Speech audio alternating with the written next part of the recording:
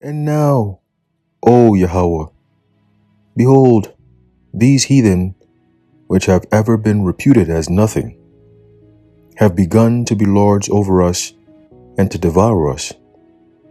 But we, thy people, whom thou hast called thy firstborn, thy only begotten, and thy fervent lover, are given into their hands. If the world now be made for our sakes, why do we not possess an inheritance with the world? How long shall this endure? 2 Ezra chapter 6, verse 57 through 59. Shalom. I want to start off by giving all praises, honor, and glory to Yahweh, Bahashem, Yahushai, Bahashem, Rachah Kodash.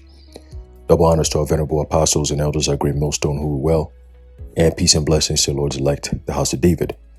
All right, it's the brother Haran coming back at you with another lesson. Lord willing to be edifying and uplifting unto the elect. All right, and I believe today is the 28th of April, all right, 2024, the hopeful year of Jacob's trouble. Okay, and speaking of Jacob's trouble, we're going to get a quick precept, all right, talking about the time of Jacob's trouble, okay, because we're inching closer and closer to that time, okay, and that is Jeremiah chapter 30 and verse 7. It says, For alas, for that day is great, so that none is like it. It is even the time of Jacob's trouble, but he shall be saved out of it. Okay, and I have an article here I want to go into real quick. All right, it says, farmers warn that food aisles will soon be empty because of crushing conditions.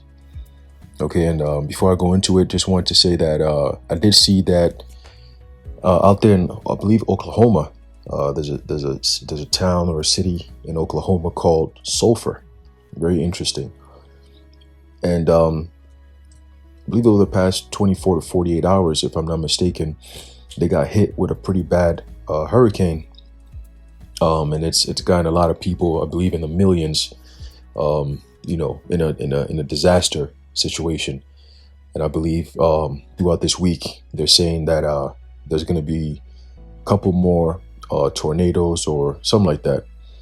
All right, that's going to run through, I believe, Dallas, and then throughout through different states around that area. Right. So, hey, prayers to brothers and sisters who might be in that area. We pray Yahweh shall protect you, brothers and sisters out there. Of course, if you're of the elect, the Lord's going to protect you, but nonetheless, that we send the prayers out there for you brothers and sisters who might be in that area. All right. And jumping right into this article here. All right. Going back into the signs of the times. All right. It says the United Kingdom is facing dire food shortages, forcing prices to skyrocket, and experts predict this is only the beginning. Okay, so just like Yahushai said, let's get that real quick. Okay, see, the prophecies all coming together beautifully. Okay, it says there's a book of Matthew chapter 24. Start off at verse 7. It says, For nation shall rise against nation, and kingdom against kingdom, and there shall be famines and pestilences and earthquakes in diverse places. All these are the beginning of sorrows. Okay, so over the past, since 2024 started, really, there's been a lot of things that's happening. I remember the first day of 2024, there was a huge 7 something earthquake that hit. Was it Japan, if I'm not mistaken? Right, you don't hear too much of it, all right, lately. And then just about a couple of weeks ago, we had the whole 4.8 earthquake that hit Jersey, New York area, right? So that's another thing. And throughout the months, right, you've been having a lot of earthquakes in different places, diverse places, right? You might have a 5 point something, you might have a 4 point something, you might have a 2 point something, right? And then you got a 7 point something. Either way, you still have those earthquakes happening, all right, a lot more than in the past, and this time in different places, just like our Lord said. Okay, so you got the earthquakes.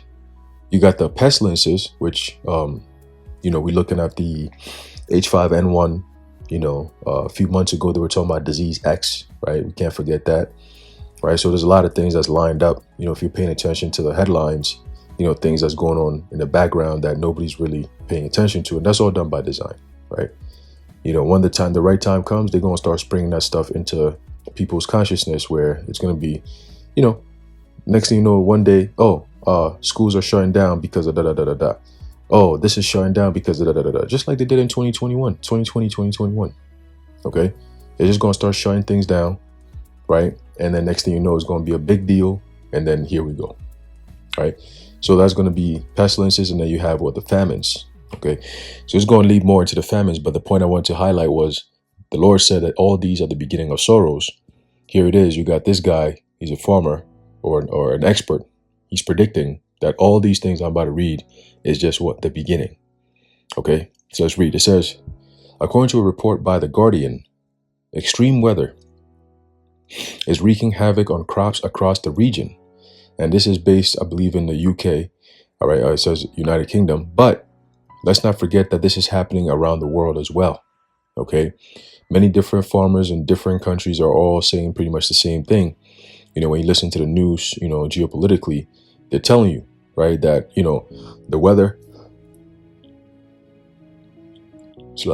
weather patterns have been pretty unstable over the past couple of years. But this year has been very strange, to the point where people, specifically farmers, are not, able to actually grow their crops. Okay, and it's affecting many different, food that people will be getting, later this year. Okay, when your first harvest is not happening, it's going to affect, your second so-called harvest. Okay, clearly. All right, so let's read. It says, England experienced more rainfall during the past 18 months than it has over any 18-month period since record keeping began in 1836. Because the rain hasn't stopped, many farmers have been unable to get crops such as potatoes, carrots, and wheat into the ground. And those are basics, right? Those are the kind of food that, if you stack up on in a time of crisis, all right, those kinds of foods will hold you up for a very long time. Wheat, right? Wheat, potatoes, carrots, right? Rice, beans, these are things that will hold you for a long time. But these things are being, it's hard for farmers to grow these things. It's opening the door for who to step in. We know, right? So let's keep going. It says, usually you get rain, but there will be pockets of dry weather for 2 or 3 weeks to do the planting. That hasn't happened, farmer Tom Allen Stevens told The Guardian. It says, farmers have also planted fewer potatoes, opting for less weather dependent and financially secure crops. At the same time, many of the potatoes that have been planted are rotting in the ground. Damn. And this is all curses from Yahweh Ba'ashem Yahweh Shai. Okay, when he says that he's going to bring famines, okay, the sword, famines, pestilences, all these different things the Lord said he's going to bring as a form of punishment towards the inhabitants of this world in these last days. This is we're living it. We're seeing it. Okay. Now, majority of the people don't pay attention to these things because, number one, most of them don't grow their own food, so they don't care. Number two, everything is readily available to them. So why would you care, right? If you don't have to put in the work and it's all done for you, you don't really care to know how the process of you getting that food is done. See?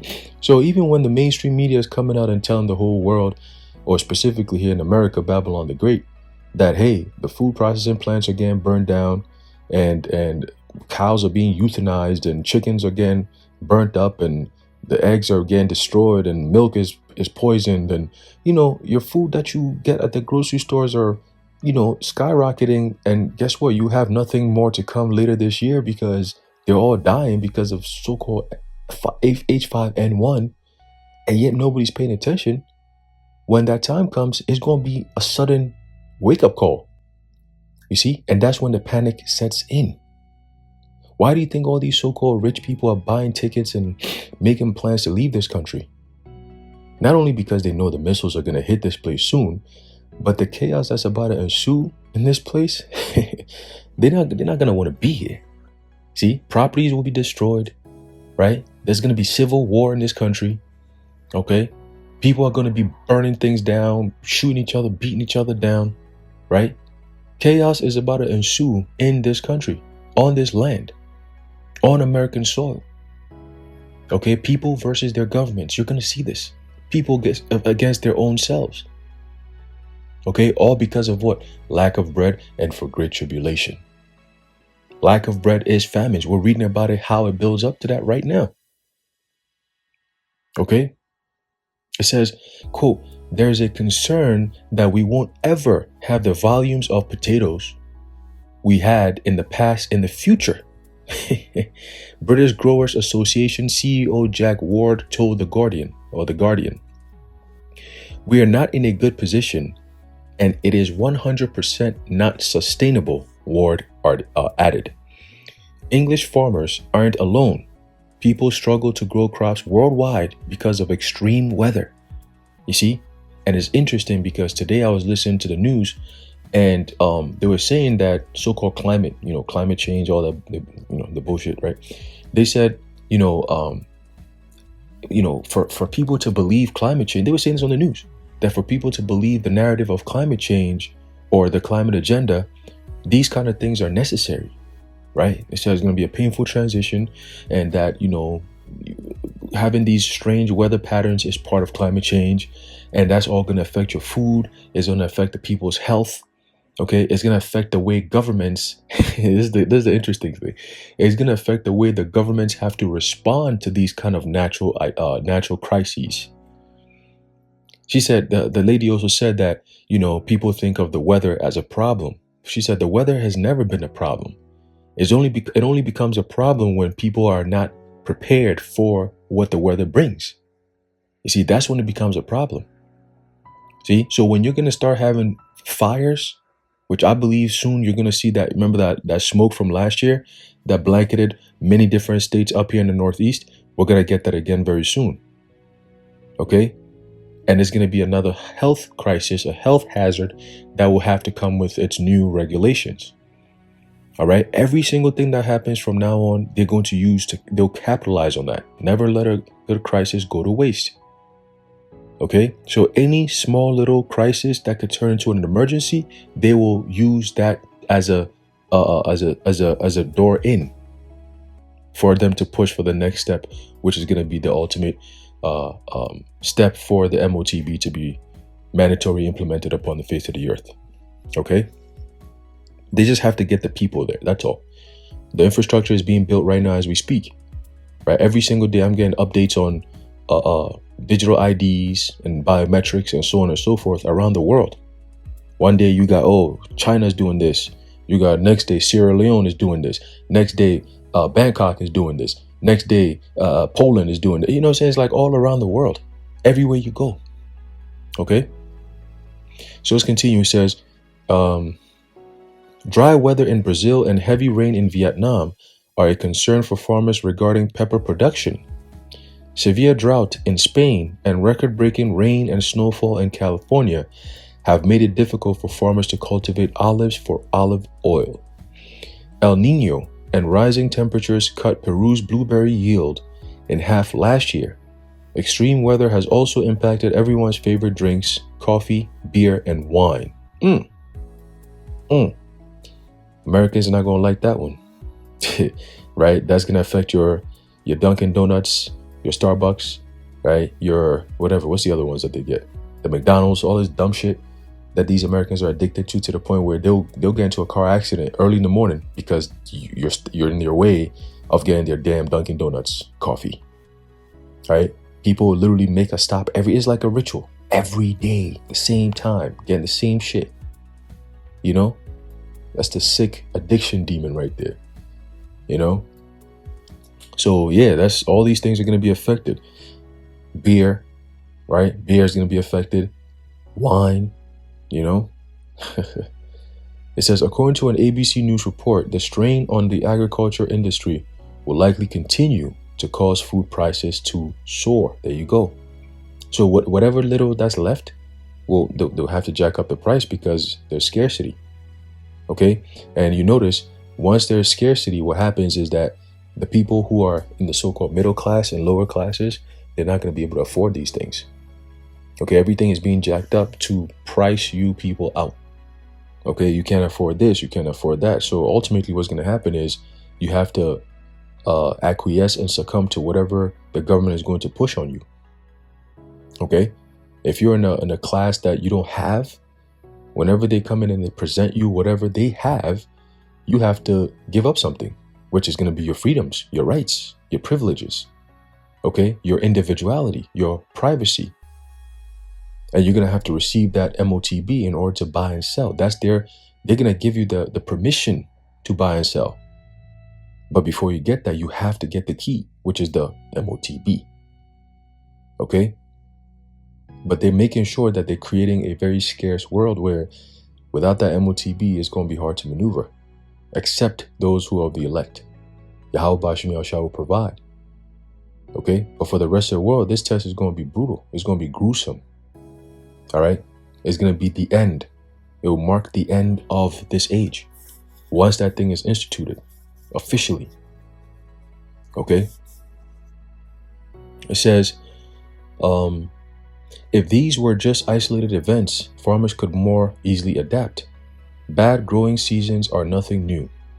The problem is that rising temperatures are directly linked to the increasing amount of atmospheric gases, such as carbon dioxide and methane. Well, see, that's why the Heavenly Father, the ever so clever God he is, right?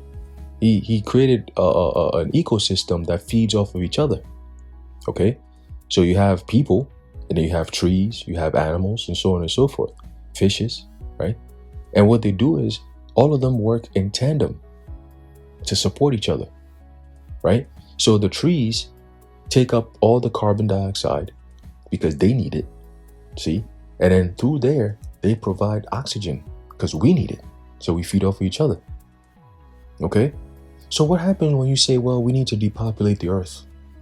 That means that you're making the food that the plants need scarce. They need carbon dioxide. That's why they were created, or one of the reasons why they were created. Okay? So Esau, you got this whole thing messed up. You're destroying the earth by claiming to fix it. The earth fixes itself. That's why the Lord gave us laws, statutes, and commandments. You're supposed to give the earth, you got something known as the land Sabbath. Okay, I believe every 7 years or so, you're supposed to leave off of the land and go someplace else, and then you could come back after, I think, 7 years, right? If I'm not mistaken. Okay, so you're supposed to leave off the land. You stay on it for 7, you leave off of it for 7. You stay on it for 7, you leave off of it for 7, however you want to do it. But you're supposed to give the land rest. Okay? When there's on the Sabbath days, you're not even supposed to go out to work. Okay? You're supposed to leave everything alone. Leave nature. You're supposed to rest. So when you rest, nature also rests. Right? The ocean is at rest. The lakes, the rivers, you're not fishing, you're not working, you're not doing none of that. Right? The forest, the trees, they're all at rest. The birds are at rest. Everybody's at rest on the Sabbath. Because man is not going around causing mayhem. But Esau, he's working 24/7, cranking shit up 24/7. Okay?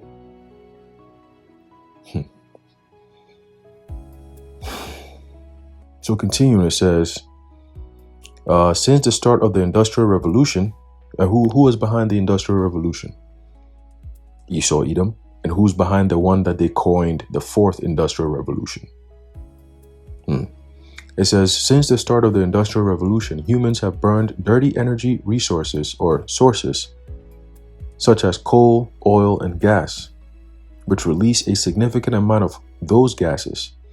Our climate is changing so drastically that the 10 warmest years since 1850 have all occurred in the last decade. And that's because you devils are doing a lot of things with the weather. Okay? They're causing certain countries to have scorching heat so they could bring about certain measures. Right? I forget what country it was, but they said they had shut down schools and all that because it was so hot. And then they said, well, we have some measures, you can't do this, you can't do that. That's another crisis. It's a weather crisis. You know? But it's just a whole lot of madness. Like they got something known as cloud seeding, right? Where they're able to shock they put some type of electricity up in the heavens, right, in the clouds, and it causes the clouds to react a certain way, and then it causes rain and all kinds of stuff. I mean, Esau be messing with all this stuff. All right. Oh boy. Well, the scriptures does say that the earth is given into the hands of the wicked. Right. So when you give a paradise to the wicked, what do you think is going to happen? He will destroy it. That's what he does. So it's no surprise. We don't marvel that he's doing all these things. It's just annoying. It's just really frustrating. But hey, very soon, again, the Lord said he's going what?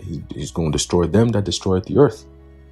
I always use this as the example that when you are an artist or somebody who works with his hands and you create a masterpiece, right? 7,000 years or 6,000 years of creation, right? Which we know is in the scriptures as 6 days, but really 6,000 years.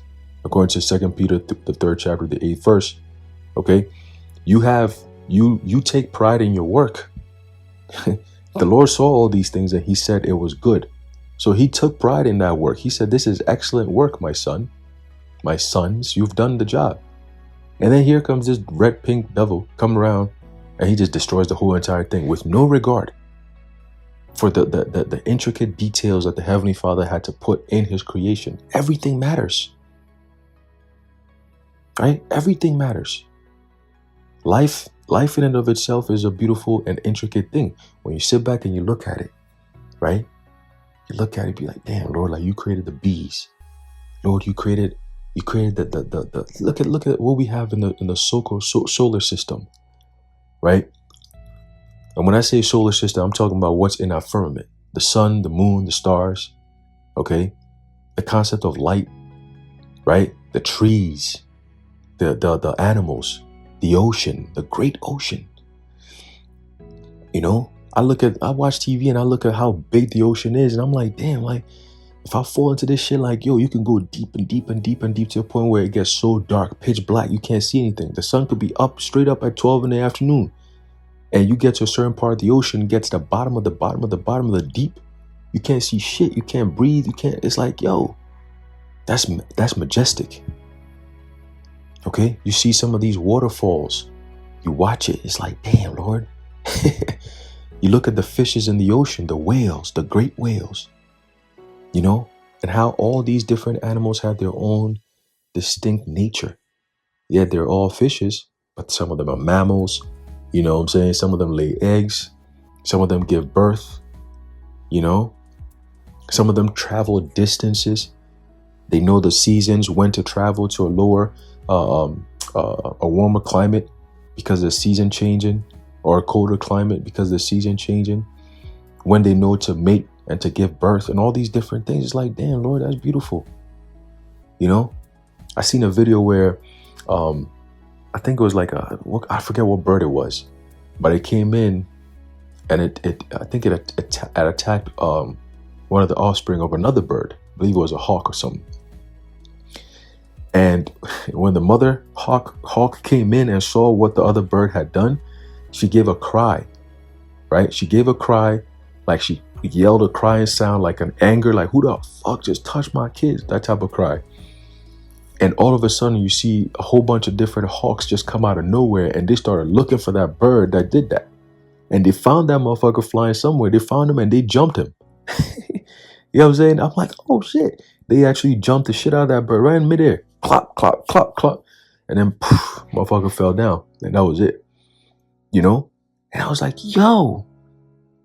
Like, these animals have emotions. They have feelings. You know? So, I mean, you look at all the creation. And then you look at the top of it is us, man. You know? Man has power and dominion over all creation. The Lord gave that power and dominion to Adam. Okay? And he gave that same power and dominion over to Esau. Now look what Esau has done. All right? Look what Esau has done. Okay? To the Lord's intricate, beautiful creation, the hand of the Most High. So there's going to be judgment to pay, man. Right? And you've seen all these things happening. His kingdom is done. Okay? This kingdom is out of here. All right? So it says, as climate change worsens, the threat to our food supply chains, both at home and overseas, will grow. Energy and Climate Intelligence Unit analyst Amber Sawyer told The Guardian. Fortunately, we know many ways to make the food system more resilient while reducing emissions. The biggest opportunity in high-income nations is reducing meat consumption. And exploring more plants in our diets, said Dr. Behrens, an associate professor of environmental change at Leiden University in the Netherlands. It's interesting, right? Same thing that this guy, Klaus Schwab, been talking about, right? People should eat bugs and shit. Oh, interesting. No more meat, just bugs. All right. It says, we replace a quarter of our meat consumption with vegetables. We could cut around 100 million tons of air pollution yearly. It may seem strange to suggest eating more vegetables with a decline in crop production. However, reducing the land and water used for animal agriculture and diverting those resources to growing more produce would drastically help the declining food supply. Okay, so that's their solution to the so-called climate crisis that's affecting the food. Okay, in other words, step aside. Your governments are going to step in, and in this case, your NGOs are going to step in, and they're going to save the day, aka Klaus Schwab, aka Gil Bates. Okay, they're going to be stepping in because they're the ones who know about all these things. They're really the experts of all the hell that you're catching, right? Some way, somehow, they have an explanation, right? That they want you to understand. They have an explanation to everything that's going on that's bad. Right? The terrible things that's going on around the world. But guess what, though? It's necessary, because if not, then how do we save the world? How do we save the planet? See, if you're not in lockdown, if you're not taking jump shots, if you're not, in constant stress, and we're not ruling over you and your life is a living hell, how do we save the planet? We need to save you by depopulating, right? We need to make our life, a world, a better place. We need to make 15-minute cities so you don't have any freedoms to travel around. Right? You can't eat whatever the hell you want to eat because we have UBIs and we can control how much you can use and what you can use it on. You own nothing and you'll be happy. This is the world we're looking for. Don't you people don't get it? See? When they have these stupid Davos meetings that nobody can go to, this is the discussions they're having. Okay? Let's get that real quick in the book of Micah. You people don't understand that the scriptures call these people the devil for a reason. When we call them out, you say, oh, you guys are hating. Oh, there's a hate speech. Oh, you can't go around calling people the devil. You see. Okay, this is the book of Micah chapter 2 verse 1. It says, woe to them that devise iniquity and work evil upon their beds. When the morning is light, they practice it because it is in the power of their hand. Okay, what hand? Their left hand. Okay, their left hand, which goes into the word sinistre, which means what? Sinister, wicked. Okay. Hand going into what? Power. And Esau gets his power from the left hand side. Okay, let's see something here. Right. Hand. Let me see. Yad. Or Yada. Which is right. Hand, power, strength. Their portion. Right. So there you have it. All right, it's in their power. It's in the power of their hand. Okay, the left hand side energy. That's what they do. They devise iniquity because that's their lot. That's their portion of power. Okay, verse 2. They covet fields and take them by violence. That's why a lot of the wars that happened, and the number one field that they coveted was the land of Israel. And how did they take it? You had World War I, World War II, and now they want to cement that by having World War III. And then they could bring about their Luciferian doctrine / New World Order bullshit from that place, from Israel. Okay, that's going to be their home base to push around that satanic Luciferian doctrine. You see, but it's not going to work. Okay. It says, so they cover fields and take them by violence, and houses and take them away. So they oppress a man and his house, even a man and his heritage. And that's what they did to the nation of Israel. Okay, the so-called blacks, Latinos, Native Americans who have suffered oppression for hundreds of years under these people. All right, now it's time to pay. Just like the Lord told Moses, go down to the land of Egypt, Mitzrayim, and tell Pharaoh to let my people go. We're in the same time, again, the time of Exodus 2.0. Okay? The Lord has sent his men to come out here to let Esau, Edom know you're about to be destroyed. This place is finished. This place is done. Okay? And at the end of it all, what happens? Destruction, pain, suffering, death. All right? America is done. America is through. And you're just reaping everything that you sow. Anyway, I'm going to leave it off there. Lord willing, you were edified and informed. All right. Actually, before I go, I got to get this quick precept here. I don't think I read this. I'm going to bring it out real fast. All right. Going into what we just read in the article. All right. And then we're going to close it out. Okay. This is a book of 2nd Ezra, chapter 6. And start from verse 22, actually. It says, and suddenly shall the sown places appear unsown. The full storehouses shall suddenly be found empty. And the trumpet shall give a sound, which when every man heareth, they shall be suddenly afraid. Okay, but the key is in verse 22. And suddenly shall the sown places appear unsown, right? And that's what these farmers are crying about. Okay, and full storehouses shall suddenly be found empty. That's your grocery stores. Okay, your grocery stores that holds all this food. All right, everything you can get easily accessible will soon be found empty. And that's when the hell will truly begin, when there's no food. Okay? So I'm gonna end it off there. Lord willing, you were edified and informed. In closing, I'd like to give all praises, honor, and glory to Yahweh, Bahashem, Yahweh Shai, Bahashem, Ruach HaKodesh, Tawada Yahweh, Bahashem, Yahweh Shai. And until next time, Shalom.